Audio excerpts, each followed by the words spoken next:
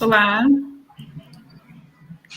Então tá, vamos começar então com mais uma sessão do quinto seminário de nosso quinto SIDTS.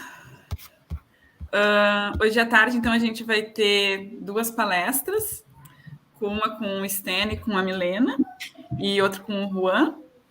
A gente vai começar com o Stênio e com a Milena, e aí a palestra deles vai ser em inglês. A gente pede para que vocês vão colocando já as perguntas no chat, né? Quem souber escrever em inglês, ficar à vontade para escrever em inglês, já pode colocar a pergunta em inglês, senão a gente traduz da melhor forma que a gente conseguir. Então, eu e a Priscila vamos acompanhar vocês hoje, vamos mediar a mesa. Eu vou começar aqui com a minha autodescrição para todos, então. Então, eu sou a Thaís, eu sou mulher, branca, tenho 33 anos, meu cabelo, eu sempre acho que ele é loiro, mas no momento ele está bem escuro, então é um cabelo castanho claro, os meus olhos são castanhos, eu uso um óculos cor de caramelo, estou usando brincos grandes, cor-de-rosa, que combinam com o meu batom, com a minha blusa, que é florida, e no fundo da minha tela tem uma parede com máscaras. Priscila, tu quer te apresentar, te autodescrever? Claro, sim. Bem-vinda a todos e a todas, aos professores Milena, Stan e Juan. Também vou me auto-áudio descrever. Meu nome é Priscila Oliveira, eu sou estudante de doutorado em Memória e Patrimônio da UFPel, e eu sou uma mulher branca, de pele branca, eu tenho cabelos na altura dos ombros, eles são loiros, meus olhos são verdes, e no momento eu estou no meu quarto, ao fundo dá para ver às vezes um quadro da Madonna e às vezes a minha cama, e às vezes a parede branca. Então, acredito que é isso. Passo a palavra novamente a Thaís, que eu estou aqui para auxiliar as mediações desse dia, mas Thaís é que é a nossa mediadora oficial. Obrigada, Thaís. Obrigada, Priscila. Então, a gente vai começar com a fala do Stênio e da Milena. Eu vou ler o resumo para vocês em português, porque depois a palestra segue em inglês. E depois, na sequência do Juan, vai ser em espanhol. Então, a palestra é How Far is Far Enough? Design for Physical Distancing During the Pandemic. Então, quão longe é longe o suficiente? Design para o distanciamento físico durante a pandemia. Com o surgimento da pandemia, as autoridades de saúde em todo o mundo começaram a promover o distanciamento físico como uma das principais medidas no combate à propagação do Covid-19. Nessa palestra, discutiremos várias soluções de design gráfico, bem como uma variedade de protótipos especulativos que podem ser vestidos pelos usuários na intenção de reforçar ou lembrar as pessoas da necessidade de 1 metro de distância física, não 6 pés. Algumas dessas propostas foram efetivamente disponibilizadas no mercado e outras são apenas experimentações, oferecendo soluções que variam entre o cômico, mundano e o íntimo. A partir dessas soluções, é reforçado o discurso do distanciamento como uma nova norma e é promovida a resiliência cognitiva e emocional durante um período prolongado de medo, raiva e incerteza generalizada. Refletindo sobre os designs pela perspectiva da janela de Overton, fica claro o desafio que eles estão enfrentando. A janela de Overton é um conceito desenvolvido na década de 1990 por Joey Overton, do McKinsey Center for Public Policy, e é uma maneira de descrever um espectro de possibilidades políticas, delimitando-as através de sua probabilidade de ter sucesso. Então, nesse espectro inclui as seguintes etapas: o impensável, o radical, o aceitável, o sensato, o popular e a política. Em poucos meses, foi necessário, então, que a humanidade passasse do impensável à política, e esses projetos, então, de design de 6 pés ajudaram a preencher as lacunas ao longo do espectro do aceitável. Finalmente, esses protótipos servem como registro de um momento em que uma ameaça invisível de potência incerta exigiu uma resposta coletiva. Então, quem vai nos falar vai ser a doutora Milena e o doutor Stan. A doutora Milena, ela possui mais de 75 publicações e apresentações como coautora em visualização de dados. interação mediada por computador e design de informação, incluindo o livro Visual Interface Design for Design Cultural Heritage, de 2011, e tem algumas publicações no Prelo também, como a Design plus DH e Prototyping Across the Disciplines, Designing Better Futures. Ela já projetou mais de 36 ferramentas e interfaces interativas, e em 2018 ela ganhou o Prêmio Canadense de Educadora de Design. Ela é professora plena de Design de Informação na Mount Royal University. O Stan, ele é professor de design na University of Illinois, at Urbana-Champaign, onde ele foi meu orientador no meu doutorado sanduíche. Por muitos anos ele pesquisou sobre o futuro da escrita, onde desenvolveu e testou junto com seu time dezenas de protótipos com esse fim. Atualmente ele está explorando interfaces físicas para trabalhos conceituais complexos, como análises de texto, modelagem e design de experiências. Além disso, é o pesquisador responsável pelo Design Concepts Lab, o qual utiliza a abordagem do design para desenvolver modelos operacionais de ideias abstratas. Por fim, o Dr. Stan Hoeker já realizou inúmeras palestras internacionais e também atua como consultor para o desenvolvimento de programas de doutorado em design. Então, agora eu vou passar a palavra para eles. Vocês fiquem à vontade para interagir no chat, já colocar as perguntas na medida que eles vão falando, que aí no final da fala deles a gente faz o bate-papo com eles. So, Stan and Milena, I just introduced you and made a translate of the abstract that you sent to us. And so the word is with you. Feel free to start. Okay. Great. So Thais had asked us to describe ourselves. Why don't I start? I'll describe myself, and then Milena, you can go. I'm an old white guy. I've got no hair except a sort of a salt and pepper imperial.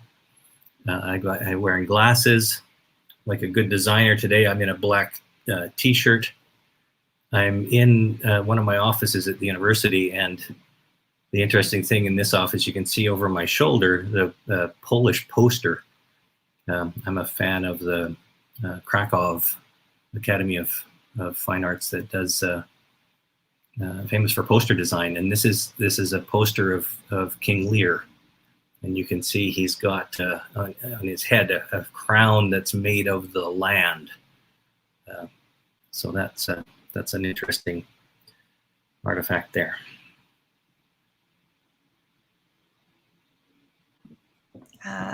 My name is Milena, and I am a not quite as old white lady with more hair than Stan, but equally gray. And I think today, because in Canada, we're already starting to get some winter. Of course we are, because that's where we live. It's sad in this part of the world sometimes. But because of that, I am wearing what my kid calls my bear vest. It's not an actual bear, though that would be kind of cool, though not very nice, I guess, to the bear. And let's see, I'm in my home office today, as I will be through most of this semester. I am fortunate enough to still have the opportunity to teach online in the fall. And I rescued one of my more precious objects. You can see it behind me. And that's my PhD degree out of my office 18 months ago. I clutched it in my arms and very illegally snuck onto campus to grab it and put it behind me to get some authority into this space that is filled with many animals. Though I think I blocked them all, so you won't see them during the presentation. But I'm very, very grateful to be here, and thank you for this very interesting introduction. I love this. Okay, well, let's begin with the slides. So we've got right now our title slide, How Far is Far Enough? Designed for social distancing during the pandemic.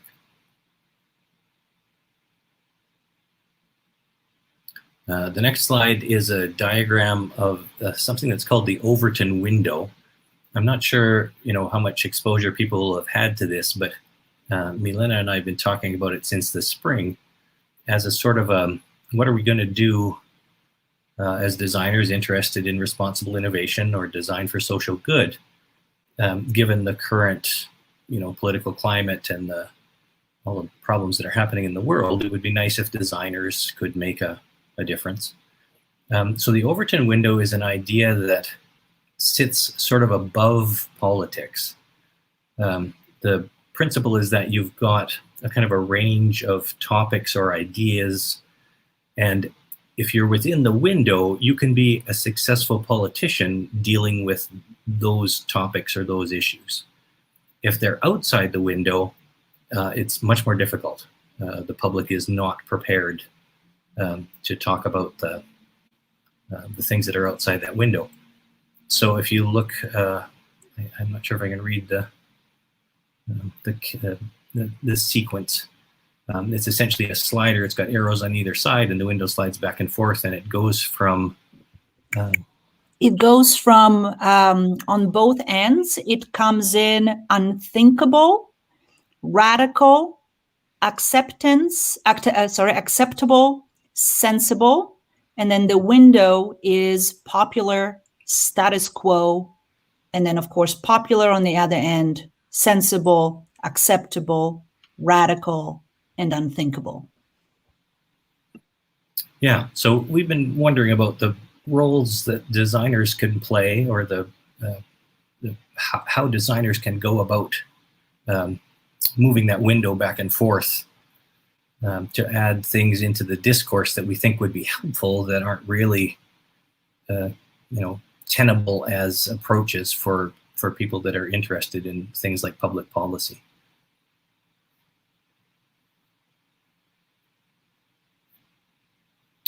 Uh, 2020, particularly difficult year, as we all know, and here's a humorous sign that we've got. We started to look, we had a collection that we had made of the kinds of professional and vernacular designs that had gone into communication during the pandemic. And it occurred to us that what was happening here was we had attempts by both, professional people and just citizens to move the Overton window fairly quickly around some of the key ideas of the pandemic.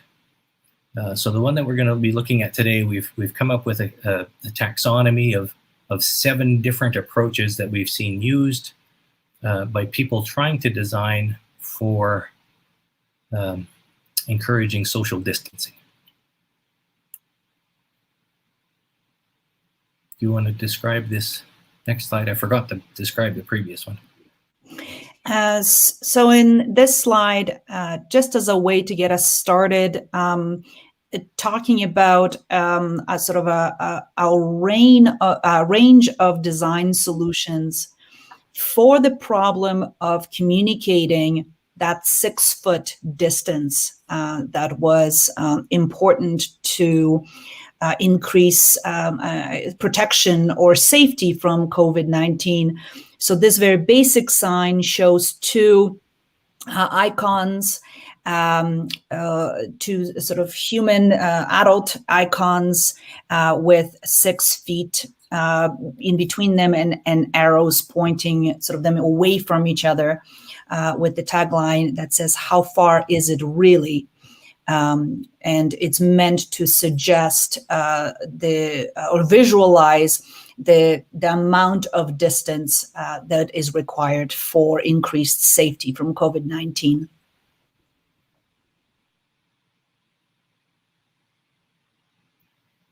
Okay, the next slide starts the category that we looked at as trying to move that Overton window by giving actual literal instruction to people.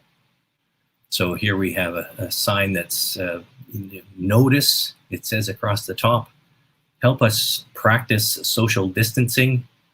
It shows a man and a woman icon, someone in a dress and someone in trousers, with a double-sided arrow between them that says 6 feet apart from others.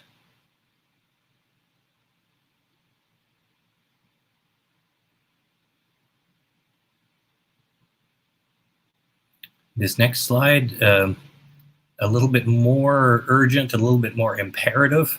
It's got the word stop in all uppercase letters, very large across the top of the sign. It's a red sign, sort of a red ombre or gradient. Stop with a screamer, an exclamation point at the end. Are you standing 6 feet apart?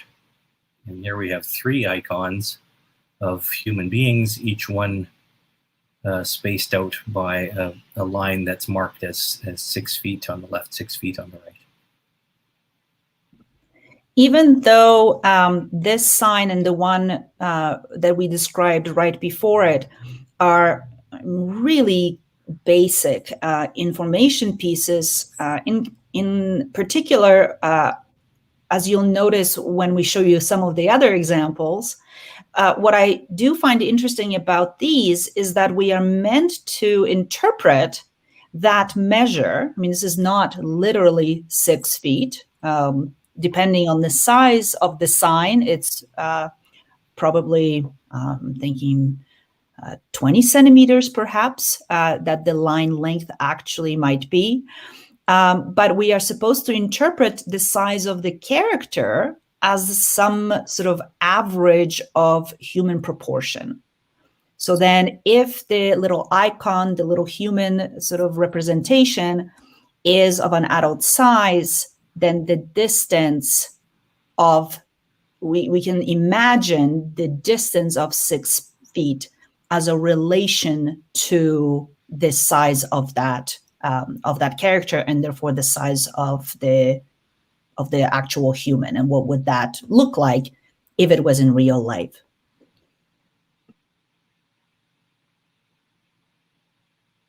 Okay, so the next category is not necessarily signage as instruction, but we've called it physical instruction.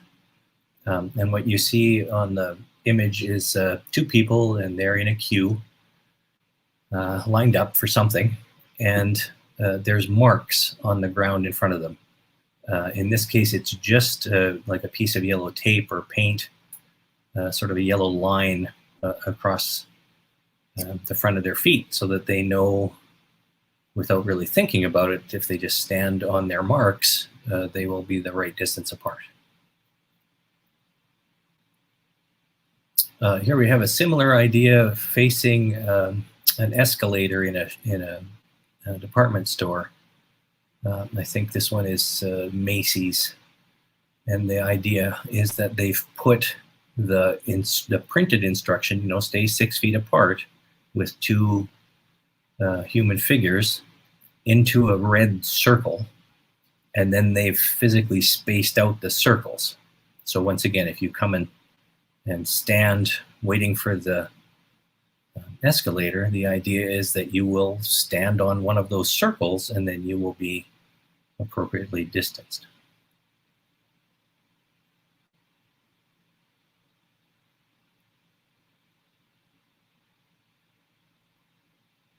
You want to talk about this one, Milena? This example is particularly, I think, interesting because it takes this notion of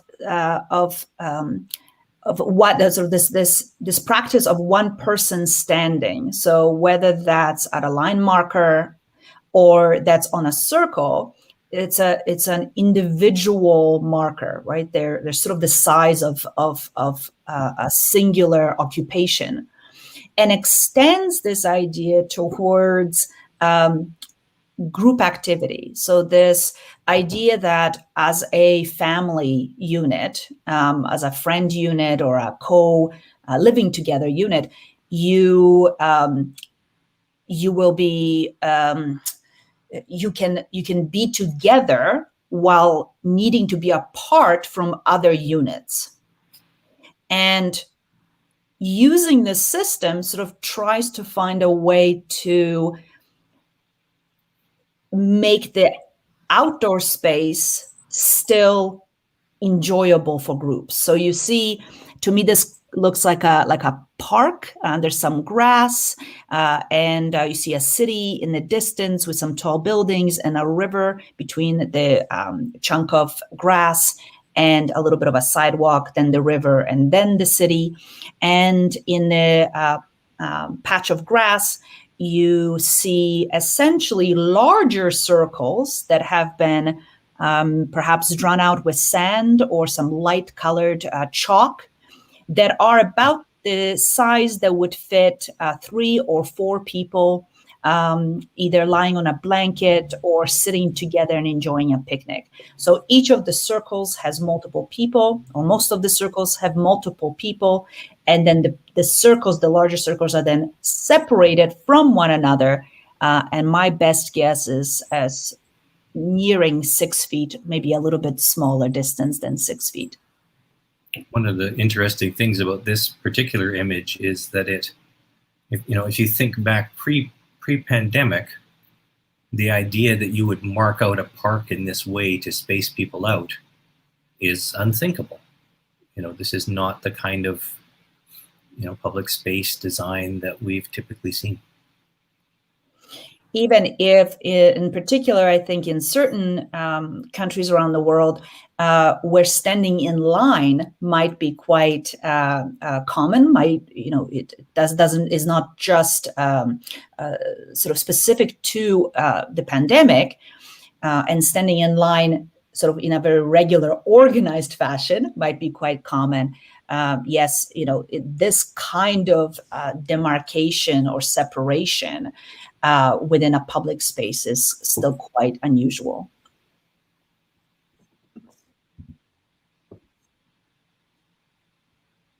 Okay, and now we have just another example of a sticker on the floor. It's a blue square with yellow footprints on it. It says, "Thank you for practicing social distancing. Please stand here." So this is a case where there's no actual instruction to say, oh, it should be 6 feet. It's just an instruction that this is the spot to stand in. This is reminiscent of some factory designs that I've seen where I was touring a light rail manufacturer in Dalian in China a couple of years ago, and they had these kinds of signs throughout the factory, I think partly just to keep the workers organized, so that they had an idea, where if you were the manager and you needed to speak to the employees, there was a mark like this, sort of yellow footprints on the floor, so that you didn't have to figure out where you should stand. It was all set up for you. So I don't know whether the designers of this particular one were drawing on that language or not, but it's something that sort of pre-existed and has now been used in this way. Okay, so we've looked at instruction and at physical objects or physical marks. The next one is my favorite, really, category. We called it cultural resonance. And I think a lot of these are intended as humor.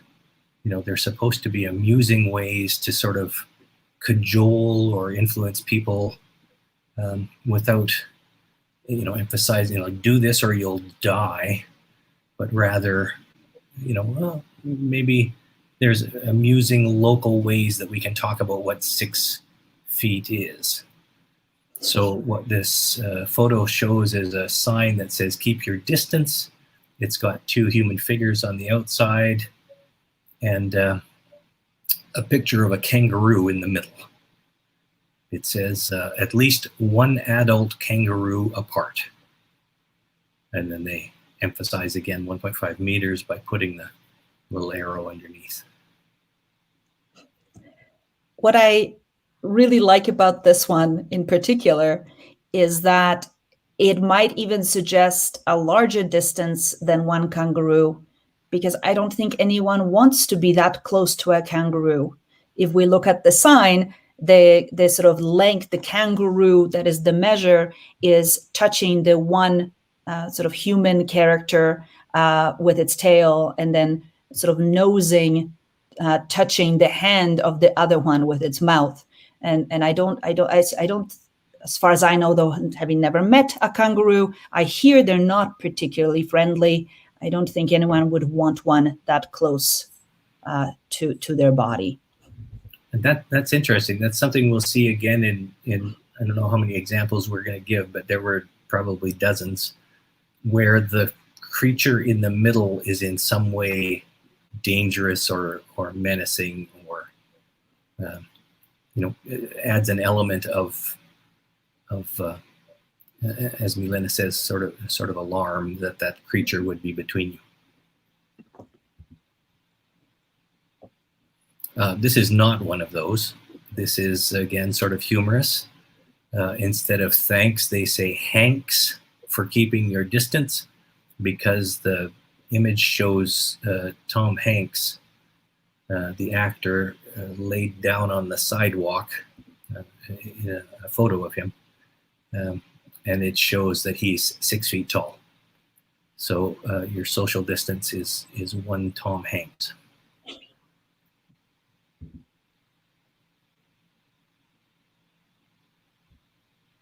Do you want to tackle these ones? There's 3 examples here, but from very different places. One is a tweet of a sign. To the best of my guess, it's from Russia. And essentially it is social, the distance between people should be 2 foxes. I am interpreting those as foxes. They seem too small to be wolves. Yeah.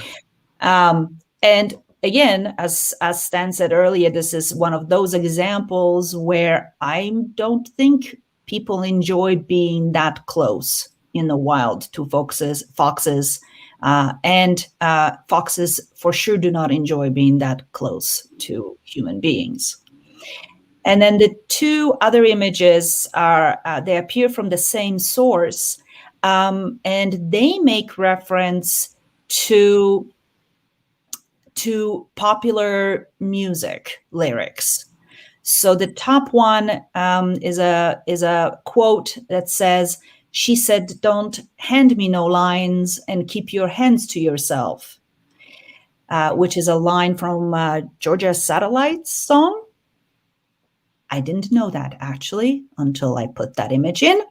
And the second one is a song by Whitesnake, "Like a drifter, I was born to walk alone."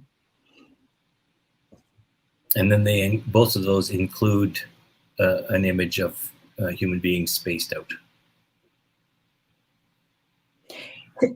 One of the perhaps nerdy, I think, humorous aspects of those 2 signs is that they attribute the quote from the song to the artist, so Whitesnake, but then below the artist's name, they include in brackets and also the CDC. So it's Whitesnake with the, that would be American, yes, Stan? So the Center for Disease Control. That's it, right? Center for Disease Control and Whitesnake are asking you to keep distance.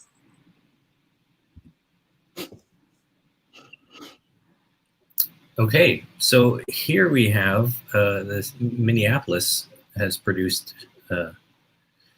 someone on the left side is wearing his cowboy hat and playing an acoustic guitar.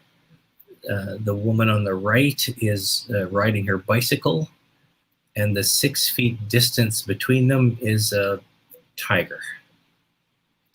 Physical social distancing equals at least 1 small tiger length. And here, not intentionally, but I set Stan up a little bit here. I apologize, Stan. It was not intentional.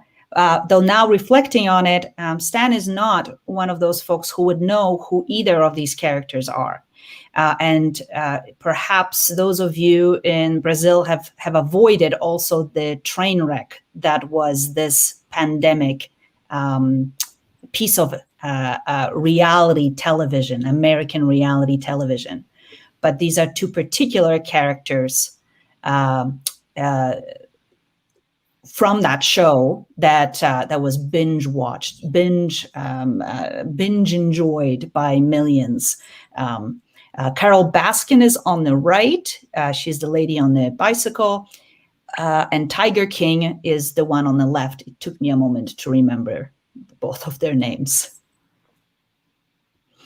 I see in the chat that other people don't know who these are either. So I feel less He was not on out of touch of the world than I might have been. Well, just to give you the Coles notes, Tiger King is in jail. Carol Baskin took everything. Okay. Here's one that I like. We've got a new category now. So this is the fourth of our 7, called Contextual Relevance. And the idea is that these signs were made by largely, retail places using something from, their offering as the distancing. So the sign says, safe social distancing. There's a double arrow with the words 6 feet rule in effect. And then the examples. That's like 9 submarine sandwiches or 12 bags of chips. Another one from a Chinese grocery store. It says in English, keep 6 feet distance while in line. And then says something similar in Chinese. And to demonstrate the distance, they've put out 2 shopping carts back to back. And there, we don't have an image of that, but I don't believe we have an image of that. But there's also lots of examples of not just signage using shopping carts, but the actual shopping carts being used in stores to mark out the 6 feet. Okay, the next category is a little bit more design, I think, involved, sort of industrial design, and the notion of not just encouraging people or instructing them, but to actually prevent them from being in contact with each other. So the first image we have here shows people at a restaurant outdoors, and they're sitting in little glass houses, 1 house per table. Almost like a sort of a greenhouse looking thing, but it only fits the 1 table and 2 chairs. Here is like a pub sort of a place, sort of a British pub looking interior. And to keep people out of the intermediate tables, they've set mannequins.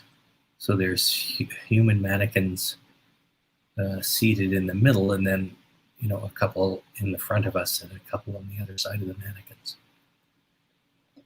In Canada, at least, we saw I saw quite a few eating establishments, restaurants, coffee shops, pubs that used some kind of preventative measure to prevent people from sitting too close to each other.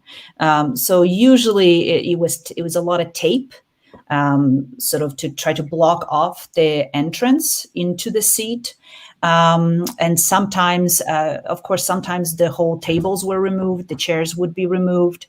But this one was a particularly interesting one because it is not just a visual signal, but it would be literally difficult to sit in the laps of some of these mannequins without, popping one of their arms or heads off.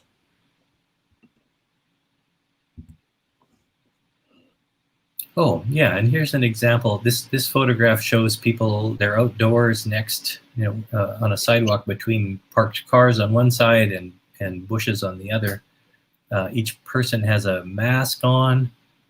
I think several of them are wearing gloves as well, and they're using shopping carts, physical shopping carts between each person. So presumably, as you join this line, you're given a shopping cart to help space yourself out. And this example is interesting because the shopping carts become extensions of the human.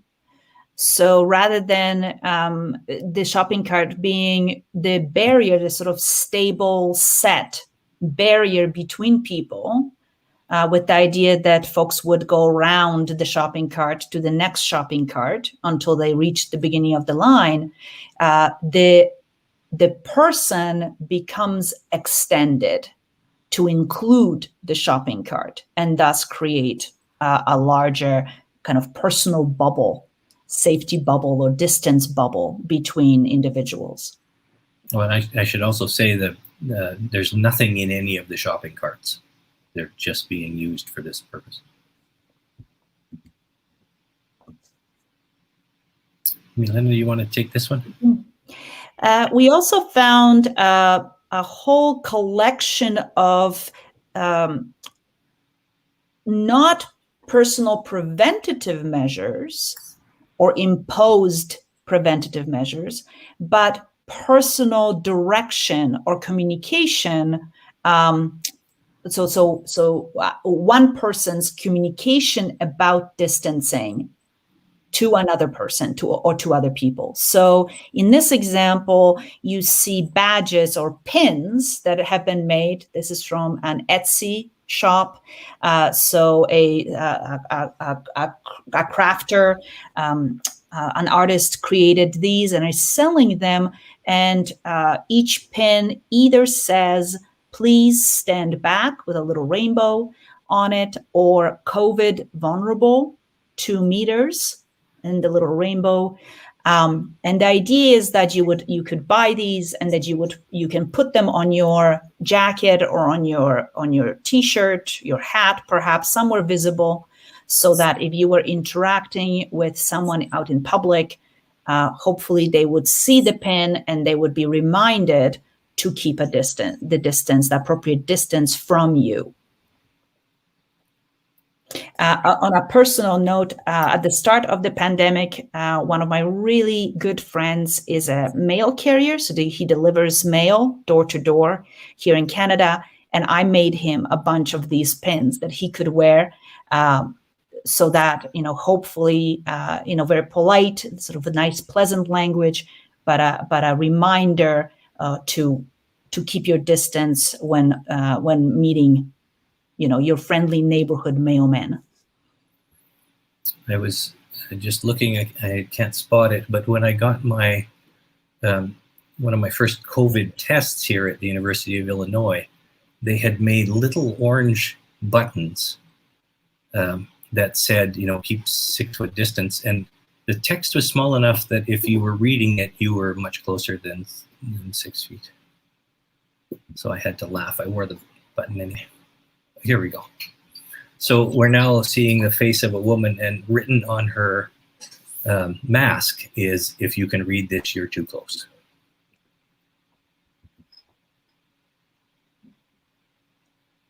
There's a whole range of these kinds of products. I went to look for examples, and they range from, I'd say, quite practical, quite direct.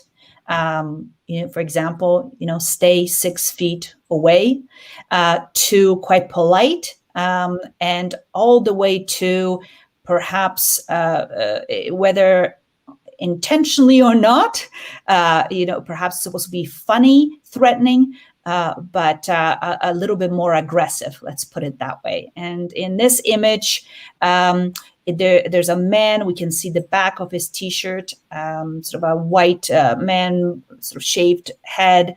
I'm thinking he might be in a grocery store, some kind of a store. There's people around.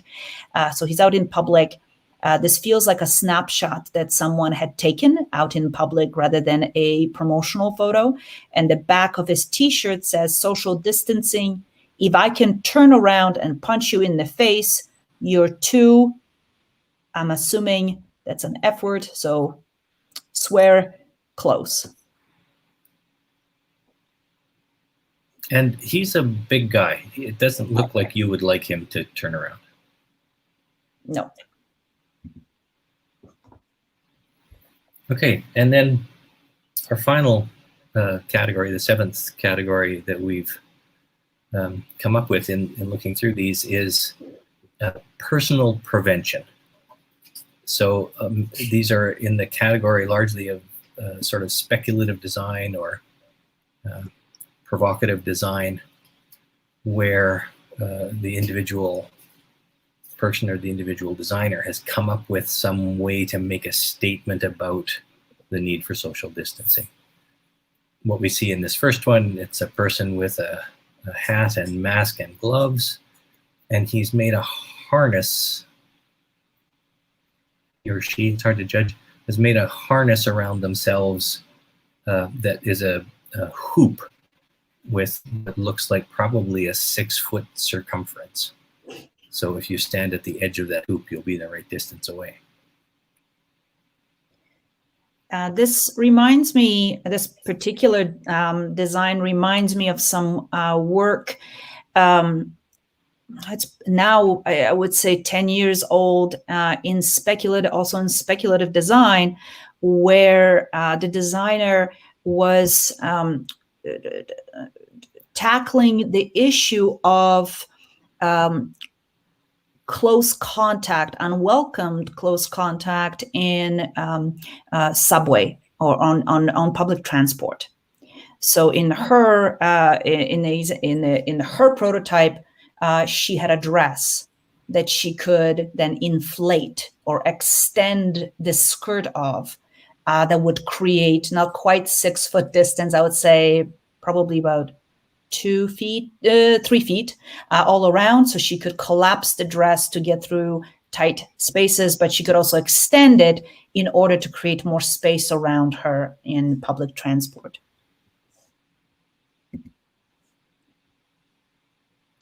Here are a couple of friends having a drink, standing inside. They almost look like inflatable tractor tire tubes. Big black rubber tubes that have been mounted on a kind of a wheeled stand. So you can climb in there and then you could, wheel this thing around and have your distance set. And they're toasting each other. So that's a short 6 feet, but it's another distancing measure. Interestingly enough, it looks like the one woman has a mask, but she's wearing it on her wrist. So I'm going to say this is probably taking place in the United States. What I do like about this invention is that the beers that the ladies are drinking, they have some in their hands, but there's also cans that I can see. It looks like the tube they're standing inside of is sort of multifunctional. So it has, it's supposed to be some distance, it seems, but there's also a little table built in. So you could have sort of a little private little island of alcoholic comfort.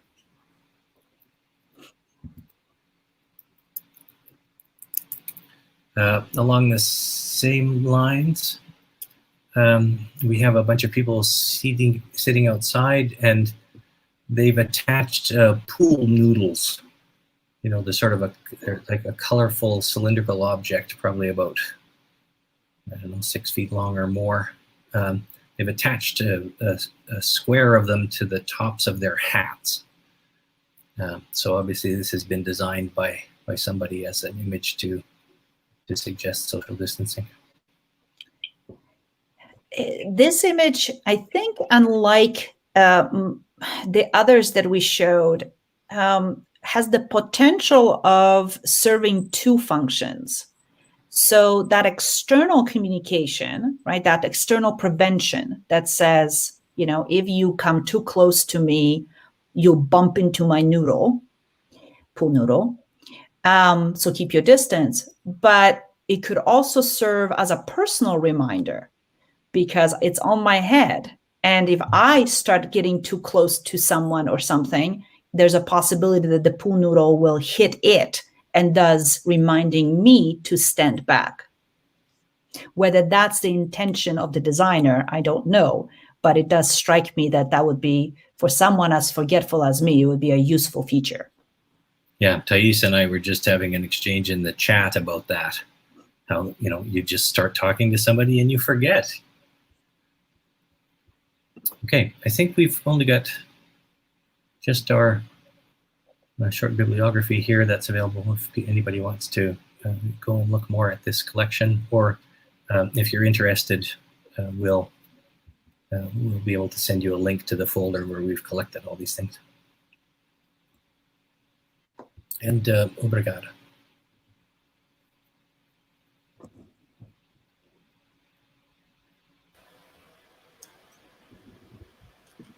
Thais está no mudo. Sorry. Thank No you, Priscilla. problem. You're welcome. Great timing. I was just looking the time and, oh my God, it's only 10 minutes more. And then they finished. Yeah. Like, perfect. So fast. It was so fast and so good. Yes. But what's so funny, the sign in Brazil, we had a lot of this kind of comic strategic. I saw a lot on Instagram, on Facebook. I think it's a very good idea to do the social distance. Yeah, and the fact that we went from nothing, from unthinkable to, this is now a matter of public policy, and it had to happen in months, very, very as quickly as possible, really. I think that it gave both Milena and I some hope that designers can influence the Overton window, with a kind of a concerted effort or, multiple approaches to the same concept. Yes, I didn't know this concept of the Overton window. And when I start to see what you both would present, and with the examples, like it makes so much sense, because it's like this 2 years ago would be funny, ridiculous. You go outside with some pool noodles on your hair to make the distance, and it's funny because the influence of the culture in each place, like the kangaroos and the TV show that Stan and I didn't know. And we have this, I have an example. In the beginning of the pandemic, we make a move to this apartment, and I was talking with the guy that would make the moving, and I was talking with them with mask, but I go closer than, and he go back forth. And I didn't notice. And then my husband, Thais, you were getting too close. You were chasing him down. Social distance, please, Thais, remember. I need some physical thing to extend my body, like the shopping cars, to remind me that we have to make distance. I did that just by eating, but I never got quite big enough. I think that the other, and this is not something that we address directly here, but I do suspect it's an important factor, is the kind of impact that the different kinds of strategies have on the environment in which they exist. I'm thinking, I was just reminded of seeing the coffee shops where they did take away the tables, or they put in just the tape, and it felt sad. It felt like we were, it's in the worst moments, right? It felt like the world was coming to an end.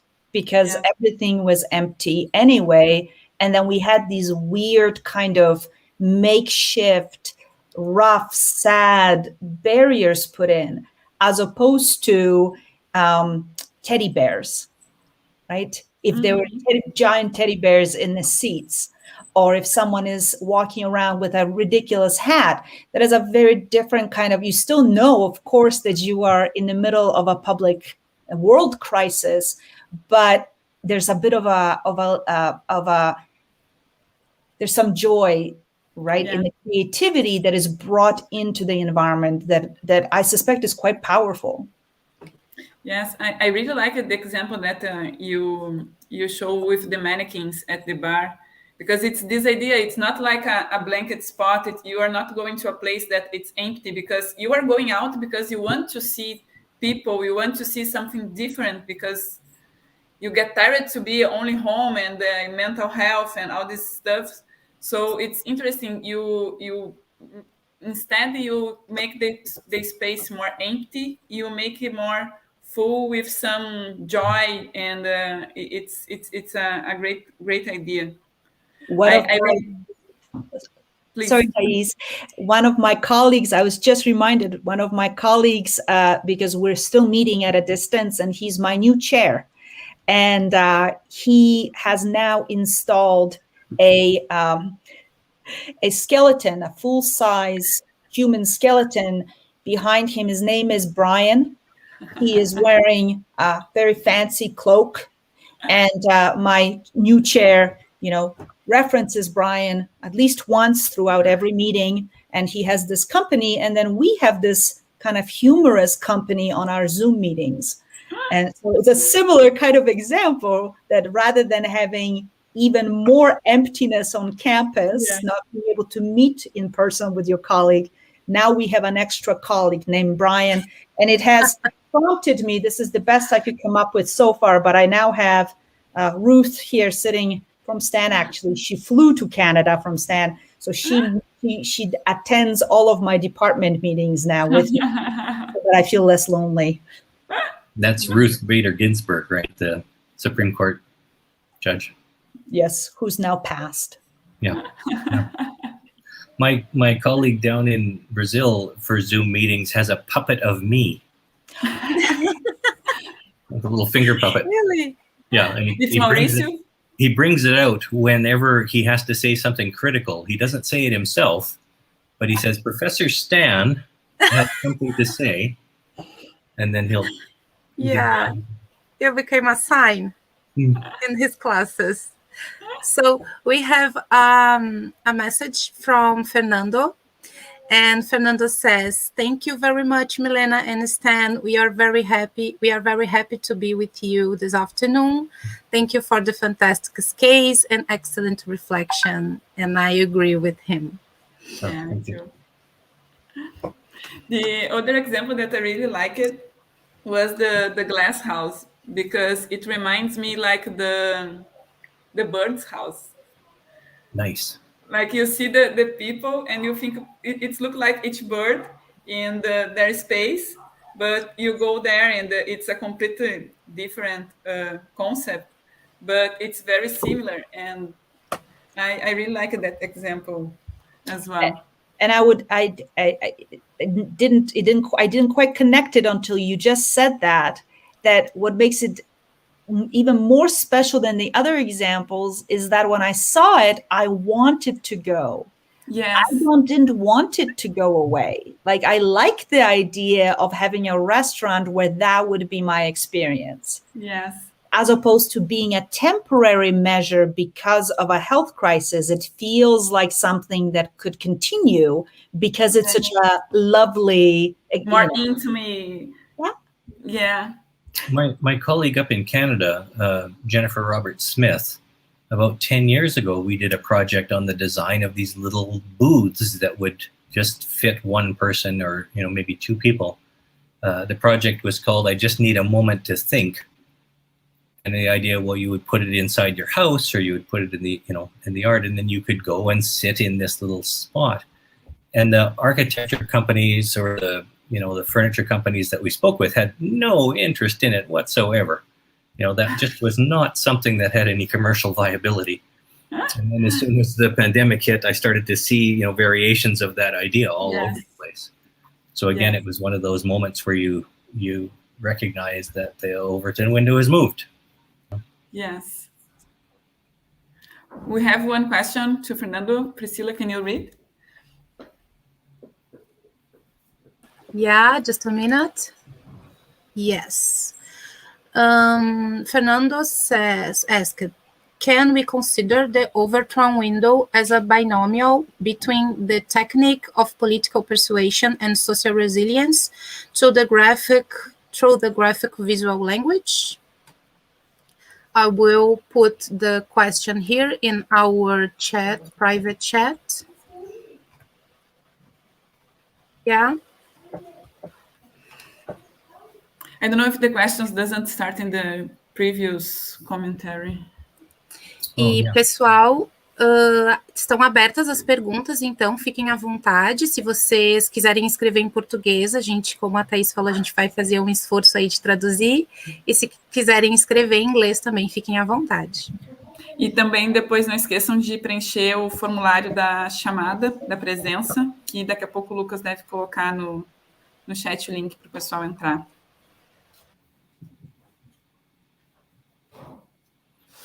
Yeah, I like that idea. The concept of social resilience, I think, is deeply embedded in this, sort of. I don't know if it would be an anxiety that would produce these kinds of vernacular designs, or if it would be an attempt to feel some personal control. Well, I can't do much, but I can make a picture of two people with an alligator between them. It gives at least the designers maybe a sense of agency, which would be part of that idea of social resilience. And in terms of the politics, so the core idea of the Overton window is, however it is established, that's what politicians will deal with. So you're not directly affecting political policy, you're affecting what can happen by whoever is involved in the active political program, which is why I think it's a good place for designers. We can introduce things into the discourse that can eventually move along that window from unthinkable to, potentially things that become policy. Mm-hmm. I know this is something that, think tanks do regularly, or, there's organizations, right, that, especially in the US, a lot of the legislation is written by special interest groups. And then that gets handed off to the local politicians for them to start to get into the official process. I noticed that one brought up a really important point in the chat about that as much as we can, and I think enjoy a lot of these necessary measures, and there's joy that can be found within them. The having to distance and having a fairly limited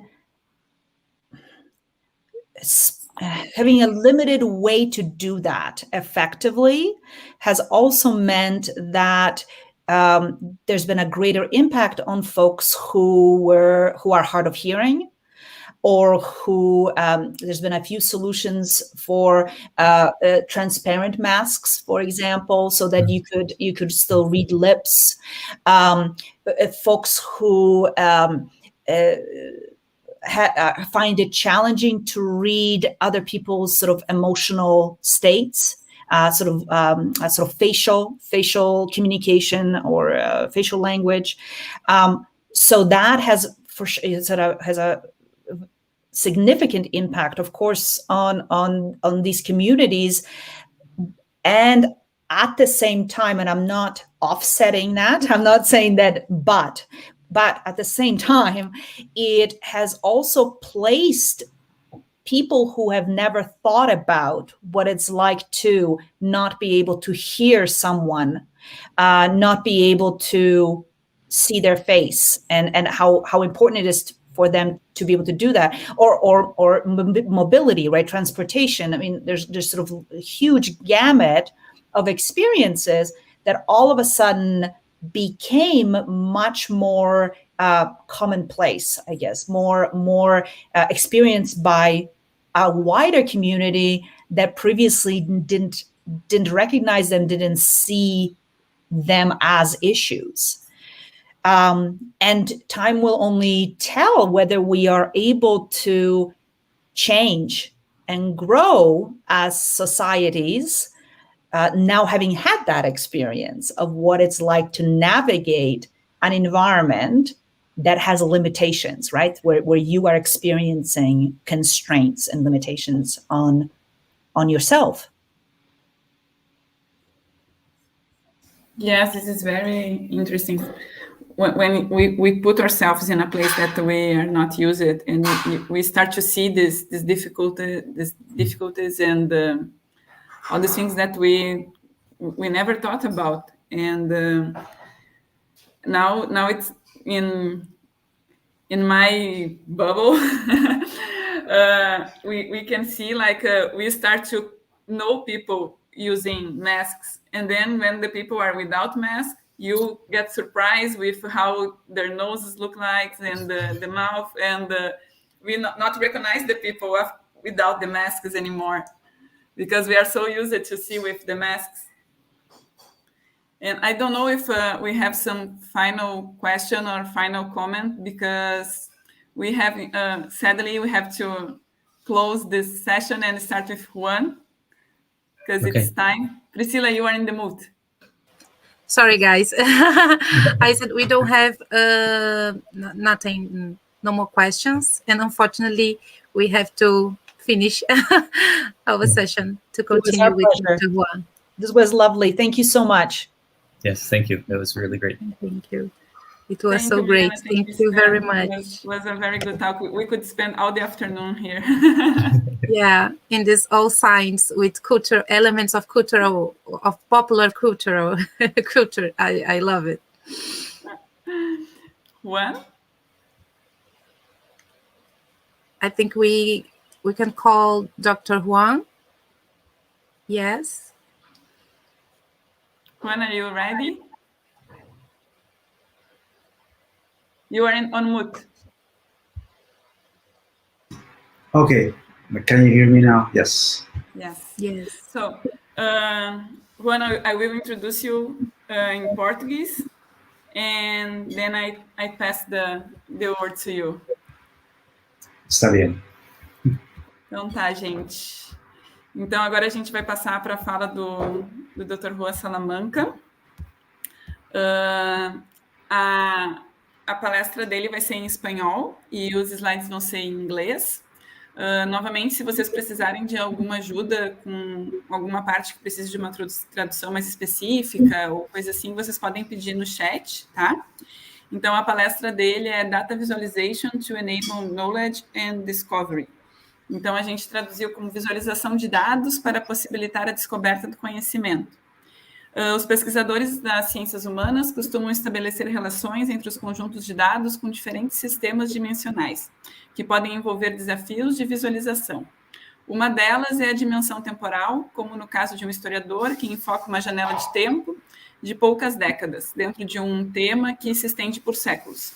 A visualização dessas duas estruturas temporais diferentes requer cronogramas independentes, mas relacionamentos congruentes entre elas. Outros tipos de sistemas dimensionais, frequentemente usados na visualização de dados, representam espaços mentais não métricos, como sequências de sabores, por exemplo, que determinam proximidades ou ordem de elementos visuais. Esta apresentação aborda alguns desses desafios usando representações dinâmicas de relações entre o conteúdo de conjuntos de dados multidimensionais, usando uma estrutura de espaços conceituais. A apresentação retrata a reflexão crítica dos processos de modelagem de dados, personalização de biblioteca e feedback do usuário, que permitem a descoberta de conhecimento por meio de operações como anotações de dados, entrada de metadados em cada ponto de dados, classificação de dados, codificação por cores, manipulação direta de nós pelos usuários, organizações por dimensões quantitativas, representação de conhecimento, rastreamento de propagações entre entidades em subespaço e distribuição de conhecimento, como produção de vídeo com qualidade de museu, disseminação em navegadores convencionais e versão colaborativa. Então, quem vai falar com a gente é o Dr. Juan Salamanca. Ele é professor na University of Illinois at Urbana-Champaign. Ele é pesquisador e designer de interação, possui mais de 15 anos de experiência, tanto na indústria quanto na academia, com experimentos com questões estéticas de produtos e tecnologias de informação. A sua área de atuação é uma intersecção entre design, ciências sociais e informática. A pesquisa dele investiga as condições sociais e materiais necessárias para fomentar ou dificultar a cooperação e a colaboração em práticas coletivas, como o deslocamento urbano. Suas publicações recentes discutem o conceito de viscosidade social e introduzem o uso da modelagem baseada em agentes, Agent-Based Modeling, como uma ferramenta para o estudo da interação social, e também ele explora a análise visual de grandes conjuntos de dados, Big Data, para a realização de objetivos coletivos não planejados dentro de um contexto de uma cidade inteligente.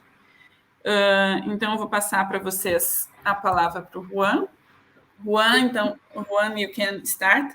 I will speak English with Juan because always that I try to speak in Spanish, my brain just changed to English, but Juan understands, and he will speak in Spanish with us. Muy bien, gracias, Thais. Gracias por la invitación a esta conferencia, seminario de diseño. Estoy muy contento por participar y compartir el escenario con Stan. Voy a hacer una presentación el trayecto que he tenido en mi carrera profesional como investigador en diseño acerca del encuentro que he tenido con unas formas de visualización en redes y cómo esto me ha ayudado a desarrollar técnicas de descubrimiento de conocimiento en investigación para diseño. Entonces, lo que voy a presentar son ejemplos de ideas y prototipos, experimentos que he hecho tratando de elaborar un discurso acerca de cómo descubrir conocimiento a través de visualización de datos.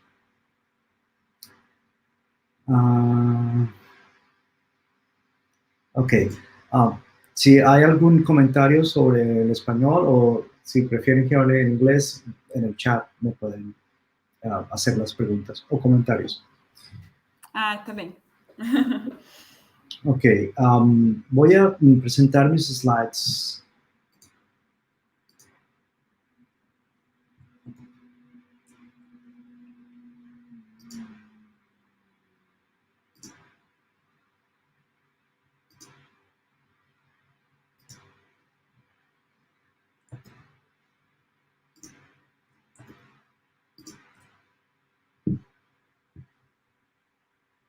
Ok.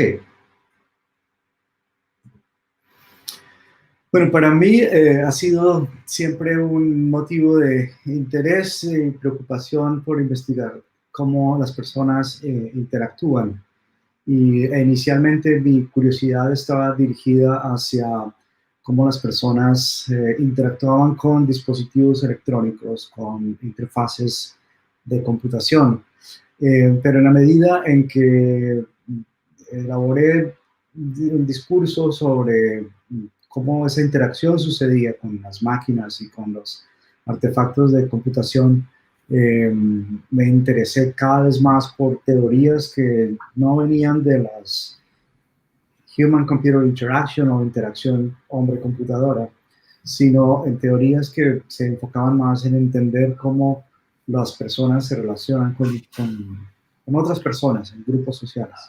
Juan, Are you already sharing your screen? I am, yes. We are not seeing. Okay. You're seeing, okay.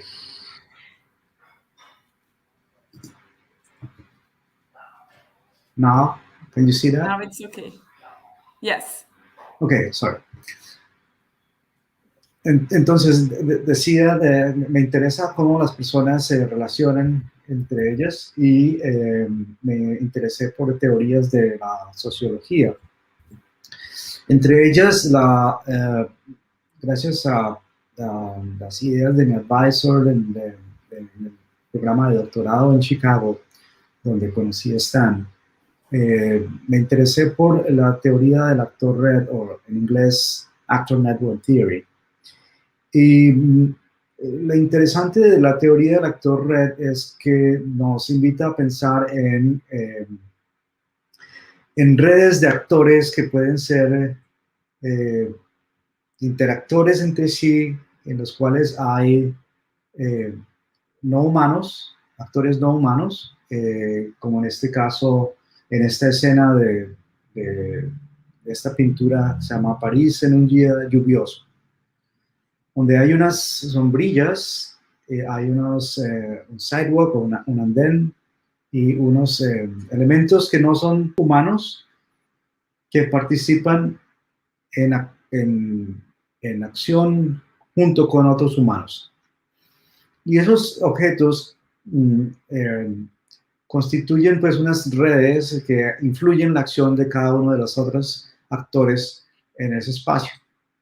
Y la teoría del actor red nos hace pensar en que hay unos programas de acción a los cuales nos suscribimos como actores, y hay otros, cuando diseñamos esos artefactos, nosotros los diseñadores prescribimos programas de acción.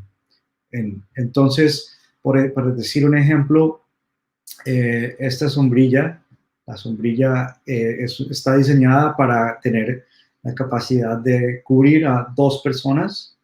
Ya está prescrito en el diseño que está hecha para 2 personas y forza a que las 2 personas estén juntas bajo la sombrilla. En ese modelo de pensar redes como acciones, como actores que se relacionan entre sí, y que eso nos ayuda a estudiar lo social, pues me ayuda a pensar que el diseño de las cosas, de los artefactos, definitivamente influye en cómo las acciones colectivas suceden. En este caso estoy hablando de unos tipos de interacción que a mí me interesan en la investigación, que son la colaboración y la cooperación entre personas. Y bueno, uno puede definir un escenario como el que estamos viendo en la pintura de París en el día lluvioso, en distintas configuraciones, distintas maneras de entender esa red de actores. Eso es como un modelo teórico para pensar entonces en cómo analizar la forma como actúa la gente. En particular, como dije anteriormente, me interesa entender cómo las personas cooperan y colaboran. Pero no en cualquier circunstancia. Me interesa saber cómo las personas cooperan y colaboran cuando no tienen planes preestablecidos. Cuando hay la posibilidad de coordinar con alguien y crear un plan, pues la cooperación es muy sencilla porque se restringe a seguir el plan. Pero en situaciones como esta, en los andenes de las calles, no hay cooperación preestablecida. Es algo que emerge en la acción. Y en este caso, mi primera aproximación a la idea de entender redes fue mirar peatones caminando en las calles y ver cómo los peatones se relacionaban entre sí. Desarrollé este software de visión por computador que hace un análisis de trayectorias y pronostica lugares de conflicto pensando en que estas zonas de conflicto podrían ser unos espacios en los que se podría diseñar algo para prevenir o facilitar la acción. Ese software se convirtió en un software de análisis en donde cada persona se estudiaba en trayectorias, en detalles, y entendí pues que estos actores que son personas y no humanos, como el andén, como este patrón de líneas que hay en el piso, afectaban la forma como las personas fluían en los andenes. Es una idea inicial, un software que desarrollé hace cerca de 12 años para pensar entonces en cómo entender esas redes de actores. Posteriormente, continué desarrollando algunos elementos de software para aplicar esa noción en el análisis de otras prácticas sociales.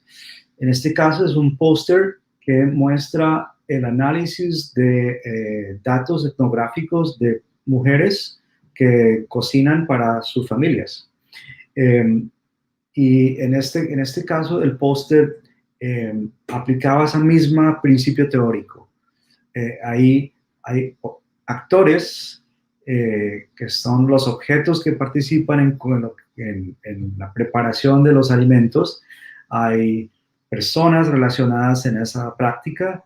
Hay algunas instituciones que también tienen que ver con cómo alimentamos a las personas de nuestra familia y obviamente los alimentos en sí mismos. Entonces hay relaciones entre la gente, las instituciones, los objetos, y esas relaciones son las que empecé a interpretar como redes. Las redes pues, de contacto entre cada uno de esos actores, y dependiendo del tipo aquí se ve la representación de las redes, en donde el centro de esta red mostraba una énfasis hacia uno de los grupos de actores, y en este mapa, que tiene una línea horizontal que representa qué tanto trabajo se aplica en cocinar en la familia, y en esta línea vertical es qué tanto es en la producción natural de los alimentos que no son preprocesados versus abajo los alimentos procesados. Y digamos que hay familias que tratan de acudir a la práctica de cocinar todo desde cero, o familias que confían mucho en restaurantes y compran la comida prehecha. Pero esta manera de representar era una primera aproximación a la idea de entender que pues hay unos actores que se relacionan en la manera como hacemos cosas como grupos sociales. Pero realmente lo que me abrió los ojos a entender la idea de las redes fue una conferencia en la ciudad de Chicago acerca de artes y humanidades, recuerdo muy bien esta presentación en donde los investigadores hacen un análisis de redes acerca de ingredientes para cocinar, ingredientes que se encuentran en las recetas de cocina de un repositorio de recetas muy famoso en Estados Unidos que se llama Epicurious. Es un sitio web con recetas de muchas partes del mundo. Y los investigadores tomaron como fuente de datos el libro de recetas, en donde mostraban pues, que si hay dos ingredientes que pertenecen a una receta, estaban relacionados entre sí. Y adicionalmente incluyeron otros datasets o conjuntos de datos que revelan los compuestos químicos de cada ingrediente y por qué algunos ingredientes se aparean bien o se complementan.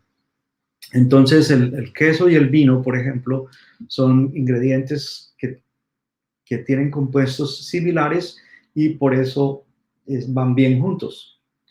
Pero esa noción de que, de que algunos ingredientes van bien juntos realmente depende de aspectos culturales, no tanto de aspectos de percepción fisiológica. Entonces, por ejemplo, los sabores ácidos con los sabores dulces van muy bien en culturas asiáticas, mientras que hay otros sabores que van muy bien en culturas anglosajonas. Y me llamó mucho la atención esa conclusión, porque aquí vemos cuáles son los 6 ingredientes más auténticos de distintas regiones del mundo. Y si vemos los ingredientes de América del Norte con los ingredientes del este de Europa, se comparten mucho. La explicación que daban los investigadores es que las migraciones que se han producido a lo largo de los siglos hace que los migrantes lleven ingredientes y lleven sabores que se institucionalizan en donde se asientan en sus nuevas generaciones. Y vemos aquí, por ejemplo, en esta red que la cebolla, el tomate y el ajo, en particular el ajo, es un ingrediente que une 3 regiones muy amplias del mundo: Asia, Latinoamérica y el sur de Europa. Para mí era fascinante entender la idea de que a través del análisis de un libro de recetas se podía entender gran parte de aspectos sociales conectados con algo tan humano como los sabores. Y por eso me interesé mucho en el estudio de redes como una técnica que me ayudaba a extender lo que ya había venido elaborando en la comprensión de la teoría sociológica del actor red o actor network theory. Entonces, en el análisis de redes, pues podemos ver actores centrales, relaciones entre los actores y su fortaleza en la relación, propiedades estructurales entre los elementos que están siendo visualizados, nociones de comunidades, patrones de difusión, en general, muchos insights se pueden encontrar en el análisis de redes. Años después me encontré desarrollando un proyecto. En este caso, este es un software que desarrollé para ese proyecto en el que se buscaba hacer un análisis de un sistema de detección de riesgo para uno de los bancos más grandes en Colombia y quizás uno de los más grandes en Latinoamérica. Ellos querían entender nuevas formas de estimar el riesgo de ofrecer crédito a sus clientes.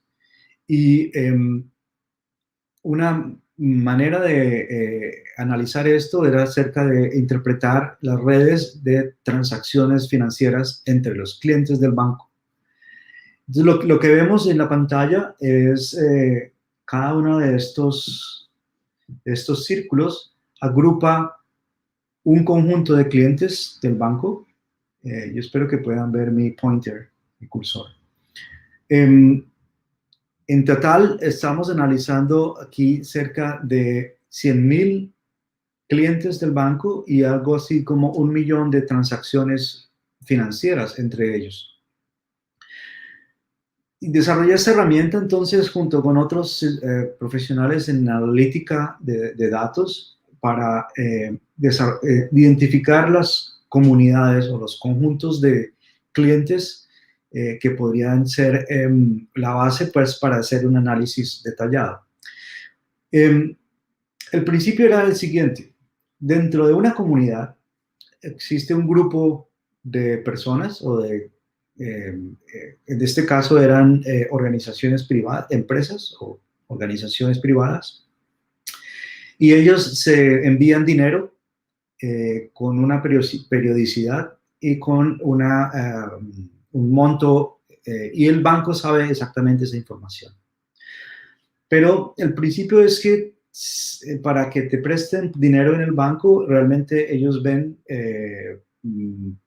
pues qué tan riesgoso es el hecho de que no vayas a pagar, de que no puedas devolver el dinero que te prestan. Para hacer esa estimación, revisan cuántos ingresos tienes y cuánta plata gastas durante un mes. Bueno, si gastas más de lo que te entra, probablemente no te presten dinero. Pero esa es una manera de pensar o de analizar el riesgo muy limitada, porque no está analizando el riesgo como un sistema, sino como una sola entidad aislada.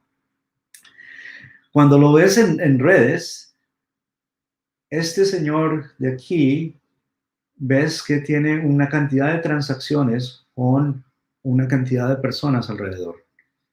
De tal manera que si esta persona tiene unos estados financieros débiles, en realidad está fortalecido por toda la red a su alrededor. Entonces, la condición de esta persona es muy diferente a esta que está aquí, que tiene pocos alrededor. Porque para que esta persona colapse, debe colapsar un gran conjunto a su alrededor. Ese análisis es esencialmente lo que estábamos haciendo aquí. Lo que ustedes ven aquí, entonces, son las comunidades, y cuando se abren las comunidades, se ve todo este detalle de cómo está estructurada la comunidad. Esta es una visualización de las 22 comunidades que detectamos en esos 100,000 clientes del banco. Lo interesante de esta visualización es que nos permite identificar formas de organización financiera que no son evidentes en ninguno de los otros datos que tenemos acceso, como las transacciones financieras o los estados financieros de los clientes. Entonces, hay comunidades muy dispersas como esta, en donde hay varios centros en donde el dinero converge y de ahí vuelve y sale. O hay comunidades como estas, en las que yo los llamo fosos negros, donde el dinero cae y no vuelve a salir. Son probablemente grandes corporaciones como las compañías de servicios públicos de energía, que reciben dinero de muchos, pero no le devuelven a ellos dinero. Entonces, en esta visualización general ya se podría ver pues esa estructura de cómo en general el banco tiene una cantidad de subredes dentro de las cuales fluye el dinero. Esta visualización utiliza un mecanismo de resortes y de elásticos que contrae los nodos entre sí, pero la fuerza de las transacciones los expande. Entonces genera esta configuración que hace ver como burbujas. Esta otra visualización es lo mismo, pero aquí se ve el flujo de dinero en estos focos, es donde entra dinero, y el otro color púrpura es de donde sale el dinero.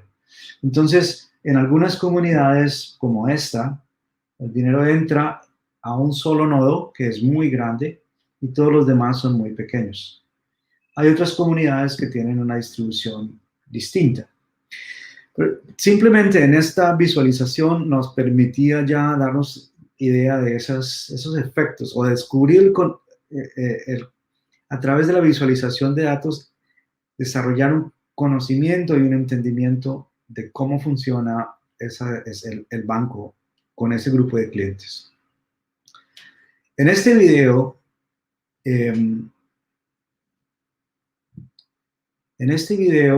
quiero que veamos la propagación del dinero.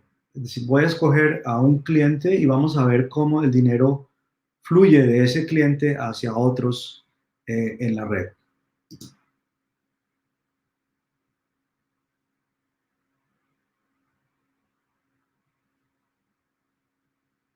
Aquí estoy filtrando como son millones de transacciones, yo hago un filtro para no mostrar todas al tiempo. Y aquí vamos a seleccionar uno de esos clientes y ahí vemos, voy a hacer una pausa. Esa línea roja muestra que ese cliente le paga a otro cliente que está aquí en otra comunidad. Simplemente es el primer paso de la transacción. Un cliente le paga a otro. Pero este otro cliente,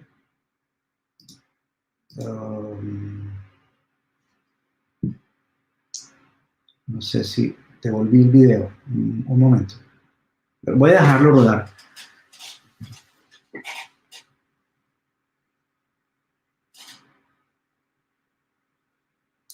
Entonces, ese cliente le paga a uno de otra comunidad. Ese es el primer paso. Pero en el siguiente paso, ese que recibe el dinero, se lo pasa a otros. Y esos otros a otros, y esos otros a otros. Y así, en secuencia, se ve cómo el dinero pues, de un cliente se va distribuyendo proporcionalmente entre la red de clientes del banco. Esto es difícil de entender, de visualizar y de analizar si no se utiliza visualización de datos. Esas secuencias de dónde va el dinero a dónde se vuelve difícil de interpretar haciendo procesos simplemente de analítica y mirando los spreadsheets o las hojas de cálculo. Pero la consecuencia interesante de ese análisis es que se puede utilizar esta forma de visualización que inicialmente estaba hecha para estimar riesgo, para encontrar lavado de dinero. Es decir, yo puedo ver que esta fuente le paga a otros y esos a otros, pero nunca recibe dinero. Esta fuente siempre está emitiendo, pero no recibe. La pregunta es, ¿de dónde recibe, de dónde sale el dinero para que haya esa propagación? Bien, pues se vuelve un caso de estudio y las autoridades pueden encontrar si es un caso de lavado de dinero que puede venir de actividades ilegales. Pero esa aproximación a entender redes para mí fue bastante revelador de todo lo que podemos encontrar a través de la analítica y la visualización en interpretación de datos fríos como número de transacciones y dinero que se mueve de un cliente a otro. Una de los temas que actualmente me parecen más interesantes en mis últimos experimentos ha sido esta noción de los espacios conceptuales en la representación de redes. Y para entender a qué me refiero con espacio conceptual, esta es una idea que he adoptado de Peter Gardenford, que es un investigador holandés que ya lleva bastantes años consolidando esta idea de espacios conceptuales. Los espacios conceptuales son conceptos comúnmente, son conceptos comunes en el área de ciencias cognitivas. Y para mencionar un espacio conceptual común, pues está el tema de los sabores. Nosotros tenemos una noción de que hay algunas categorías en el tema de sabores. Entonces hay sabores que son salados, otros que son dulces, otros que son ácidos, otros que son amargos, otros que hay un sabor que se llama umami. Y en general hay intersecciones entre esos sabores. Ahora, esos sabores, digamos que tienen de por sí unas intensidades y unas magnitudes, entonces algo picante puede tener baja intensidad o una intensidad muy alta y esa categoría de picante se puede representar numéricamente en cuanto a su intensidad. Pero cuando empezamos a buscar formas de representación en la que se combinen sabores, digamos una dimensión de ácido con una dimensión de picante, y convertir eso en imágenes, se ha vuelto como algo bastante interesante en temas de representación de conceptos. Y Peter Gardenford hace un análisis geométrico de estas nociones de espacios conceptuales, que utilizo el caso de los sabores por mencionar un ejemplo, pero pues hay espacios conceptuales de amistad, por ejemplo, o de espacios conceptuales de el espacio cromático es un espacio conceptual. Los colores tienen también un espacio conceptual en el que se pueden cuantificar fácilmente. En general nos movemos cognitivamente en distintos espacios conceptuales, y la ventaja de pensar en ellos como geometrías o lugares geométricos es que nos permite encontrar similitudes entre ellos, encontrar distancias entre ellos, conectando un poco con la conferencia de Milena y de Stan, la noción de proximidad, de qué tan cerca estoy con respecto a otros, lo puedo elaborar en términos de espacios conceptuales. Entonces, una exploración a esa idea de espacios conceptuales en la visualización de redes es una colaboración que hice con el profesor Eric Benson en la visualización de varios datasets o conjuntos de datos relacionados con una serie de televisión que se llama Firefly. Es una serie de los 90, para esa época yo vivía en Colombia y no recuerdo haber visto ningún episodio de esta serie. No sé si en Brasil la transmitieron. Fue una serie que estuvo por un periodo corto de televisión, la transmitieron con limitaciones, y durante el poco tiempo que estuvo al aire, desarrolló una comunidad de seguidores un poco similar a lo que pasa con Star Wars, que en español se tradujo La Guerra de las Galaxias. Hoy en día la comunidad de Star Wars es universal. Firefly tiene una comunidad muy pequeña de nicho de seguidores, pero son muy fanáticos de la interpretación de la serie y de la ficción que se genera en la serie. Y bueno, en el caso de esta visualización que voy a presentar, vemos tres distintos tipos tres datasets. En el eje horizontal rojo, vemos todos los episodios de la serie. Lo interesante de la serie, voy a cambiar un poco aquí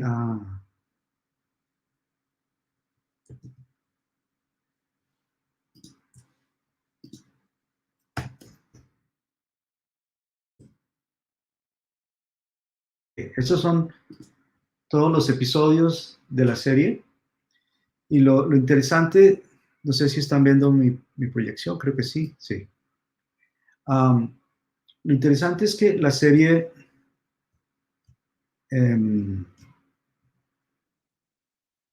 la narrativa de la serie inicia en el año 2485. Y aquí es el primer episodio de la historia. Y va hasta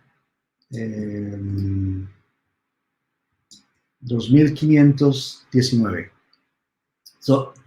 Ahí tenemos un conjunto en una dimensión. La otra dimensión corresponde a artículos en journals que se han publicado, en revistas científicas que se han publicado acerca de la serie. Perdí mi cursor. Esos corresponden a los puntos azules. Y los amarillos corresponden a los lugares o los planetas de la serie, en los que sucede la serie.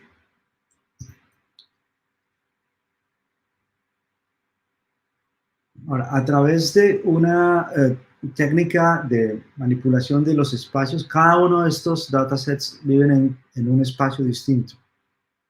Voy a mostrar un video que presenta cómo los espacios se modifican para encontrar relaciones entre los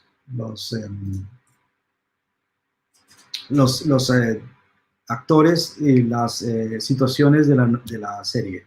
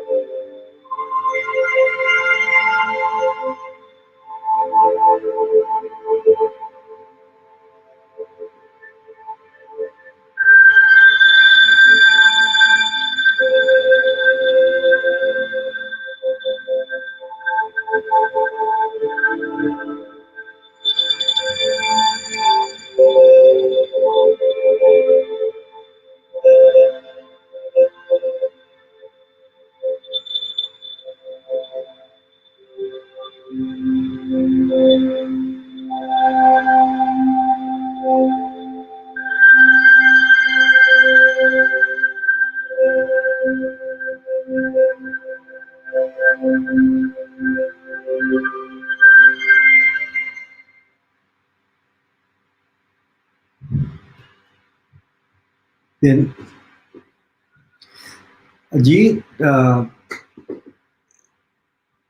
los espacios de los que están, los espacios conceptuales que estamos viendo son dos líneas de tiempo, una en la historia de ficción, otra línea de tiempo que es la publicación en artículos de revistas. O sea, son dos espacios temporales, y un espacio adicional que es un espacio ficticio donde los planetas están representados en posiciones en la pantalla, y esos planetas pues no existen, no es que tenga una referencia de dónde está la Luna, de dónde está la Tierra, dónde está Plutón. Son ficciones, por lo tanto es un espacio físico, un espacio tridimensional, y aquí vemos cómo espacios conceptuales como espacios temporales con espacios físicos se pueden aproximar o representar en esa gráfica de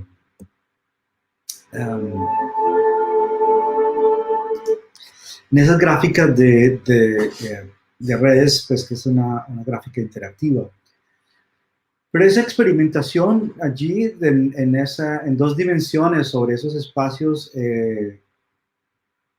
me hizo pensar en la posibilidad de experimentar en esta visualización de redes en espacios híbridos. Me refiero a espacios híbridos como espacios en los que se pueda realmente tener la tridimensionalidad, espacios en 3 dimensiones, físicos, tangibles, e incluir la realidad aumentada como una dimensión para el análisis y descubrimiento del conocimiento. Y empecé a hacer una revisión de literatura en el área de las humanidades y entender cómo se había utilizado realidad aumentada en el área de las humanidades, específicamente en mi interés en el descubrimiento del conocimiento. ¿Cómo podríamos ayudar a la investigación en humanidades al descubrimiento del conocimiento? Y hice una exploración en la literatura con la ayuda de algunos estudiantes de la maestría aquí en la Universidad de Illinois, en la maestría en diseño, y buscamos en 3 bases de datos qué publicaciones existían en las que se viera la relación entre realidad aumentada y redes. Y encontramos esencialmente una gran cantidad de artículos en estas 2 bases de datos, Scopus y Web of Science, y en particular en esta base de datos que nos interesaba por nuestra afinidad con el diseño, encontramos pocos artículos en arte y arquitectura. Nos da una noción de que hay bastante interés en esta relación entre redes y realidad aumentada, pero en particular, indagando un poco más en detalle en cuáles eran esos artículos, encontramos que no eran necesariamente artículos que tuvieran que ver con la producción de conocimientos, sino más bien artículos técnicos de cómo producir contenido en realidad aumentada, que algunos de ellos se relacionaban con redes. Y pues limitando nuestra búsqueda, empezamos a buscar realidad aumentada en relación con el uso de las humanidades, combinando algunos términos de búsqueda intermedios que tenían que ver con el descubrimiento del conocimiento. Eso nos permitió reducir nuestra base de análisis a cientos de publicaciones. Actualmente estoy haciendo el análisis de cada una de estas, pero en su relación con el tema de producción de conocimiento, las he clasificado en estas categorías del proceso de producción de conocimiento. Iniciando por cómo se procesan los datos, cómo se adquieren datos en la producción de conocimiento, cómo se clasifican, se representan, se distribuyen y se conservan. Para el caso de las humanidades, la conservación es un tema muy importante. especialmente pues lo que tiene que ver con sitios históricos de arquitectura, por ejemplo.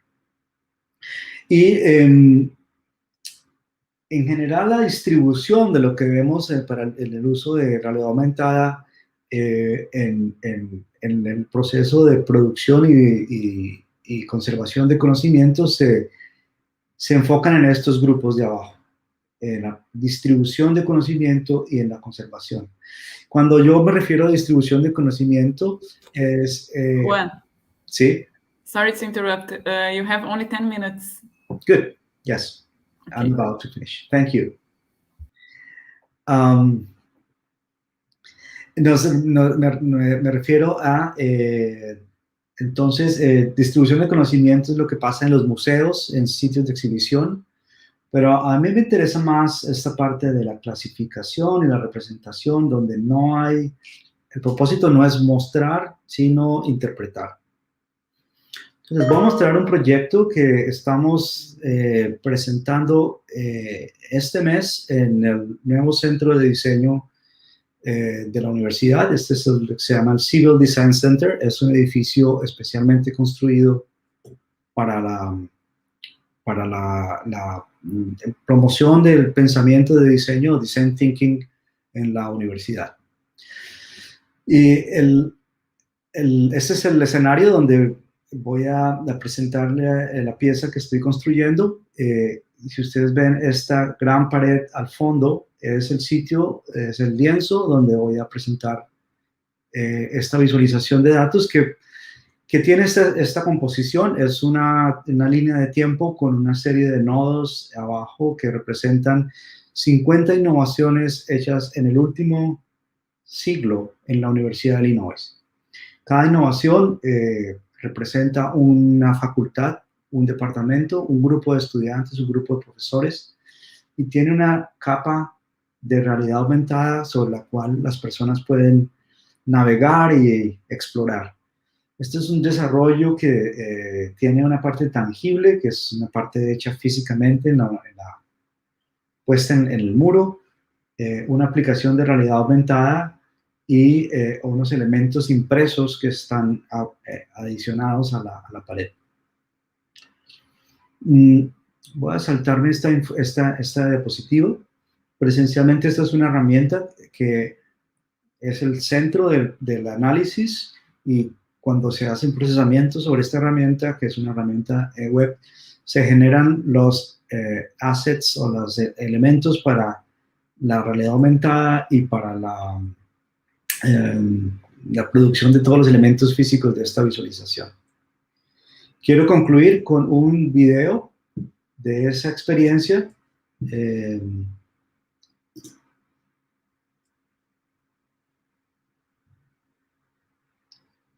View full screen, para que se hagan una idea de la visualización.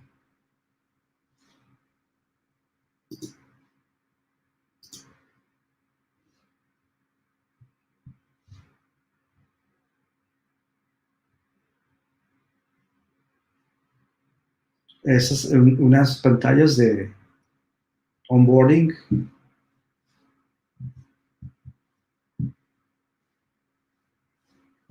Y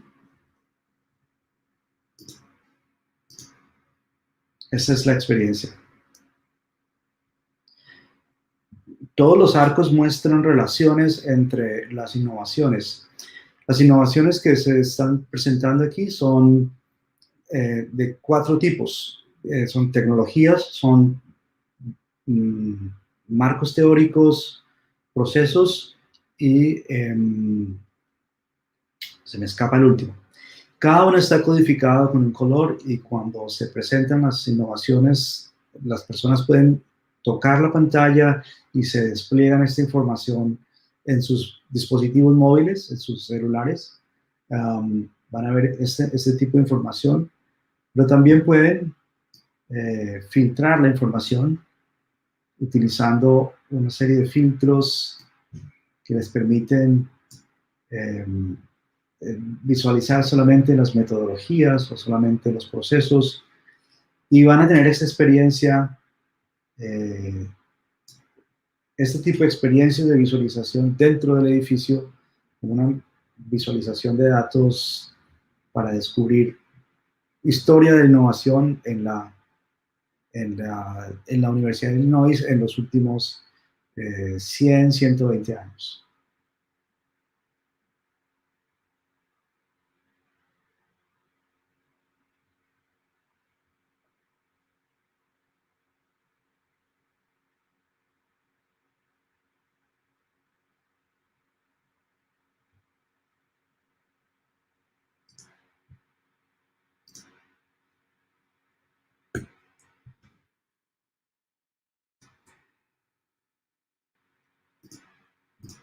Y pues con esa imagen concluyo mi presentación y le doy paso a preguntas.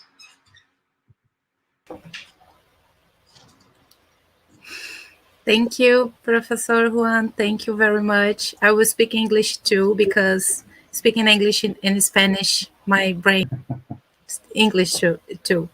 So I will pass the word for Thais. Thais está no mudo. No, you were doing well if you want to continue. Okay. No, just to read a comment by Professor Fernando. I think I put it here in our private chat. Professor Fernando says, I will try to speak Spanish, okay? Be patient with me. Como los diagramas del Prix Ars Electrónica de Gerhard Dirmoser o las obras de Martin Wattenberg, un verdadero estado de conexión. Creo que estaba relacionando con los diagramas del banco. Yes. Sí. I think it's more a comment than a question. Yeah, it's more like a comment. I will speak in Portuguese now.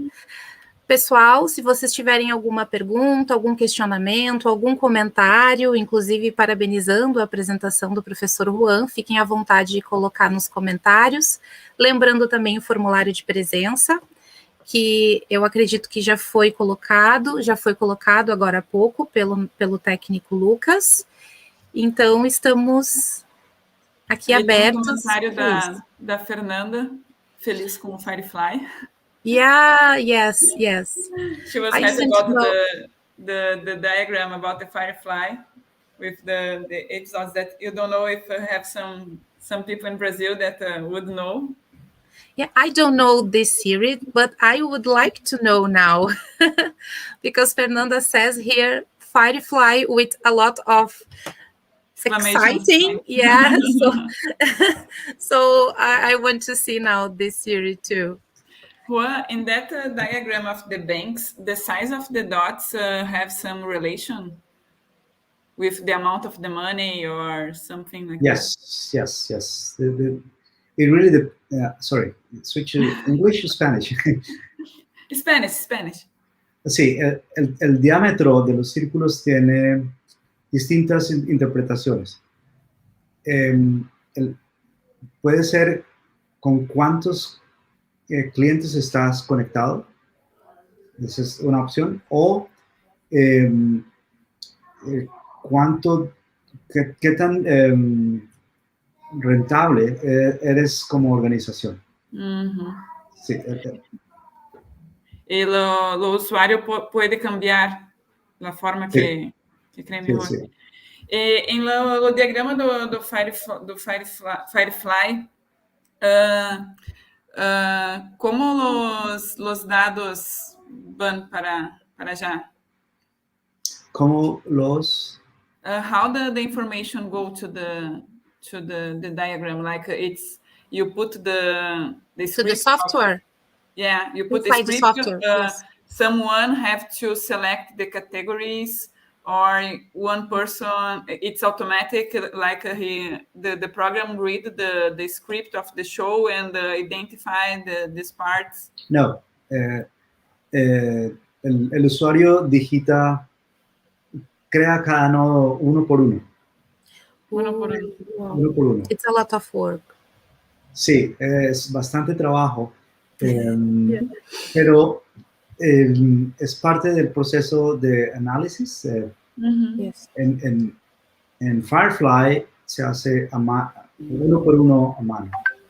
En Augmented Reality, realidad aumentada, es automático. Pero en Firefly es uno During por the uno. analysis, the person who is analyzing will put in the data. Sí, y hace los enlaces. Los enlaces as well. Sí, porque, por ejemplo, hay el protagonista de la serie está en muchos episodios y está en muchos lugares, muchos planetas. Entonces, esos enlaces se hacen a mano. Pero los artículos de los journals no mencionan al protagonista siempre. Entonces, hay que conectarlo uno por uno.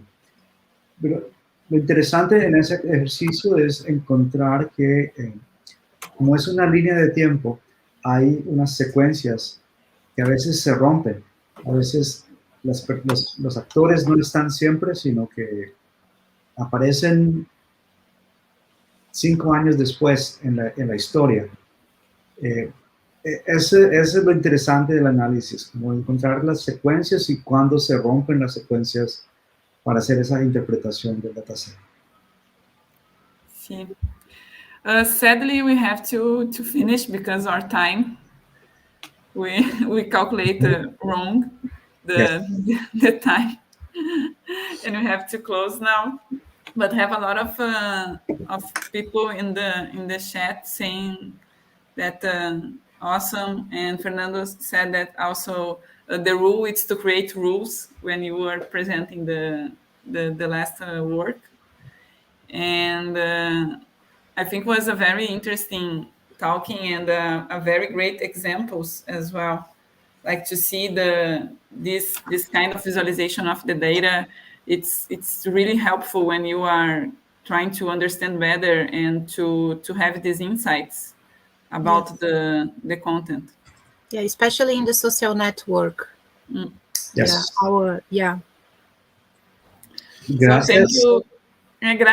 Gracias, Juan. Gracias, Juan. Thank you very much. It's a Spanish, Portuguese, English. Yes. Right. Obrigada a todos, obrigada a todas e a todos que nos acompanharam. Peço desculpas por problemas aí na linguagem, né? Enfim, são 3 línguas, às vezes a gente não consegue administrar muito bem, assim como o tempo. É uma pena que a gente não possa ficar mais tempo conversando e discutindo sobre esses assuntos. E eu queria só, antes da gente finalizar e passar a palavra para a Thaís se despedir, enfim, do professor Juan, que amanhã o evento continua, deem uma olhada na nossa programação, agradecer novamente ao Lucas, e acredito que é isso, por mim. Então, obrigada a todos, graças, Juan. I don't know if you want to say some final comment, Juan. No, gracias a todos, gracias a Fernando, gracias a Priscila, Thais, gracias por la invitación y bueno, espero encontrarnos en face to face. After the pandemic situation. Yes, we hope so. Gracias. Gracias.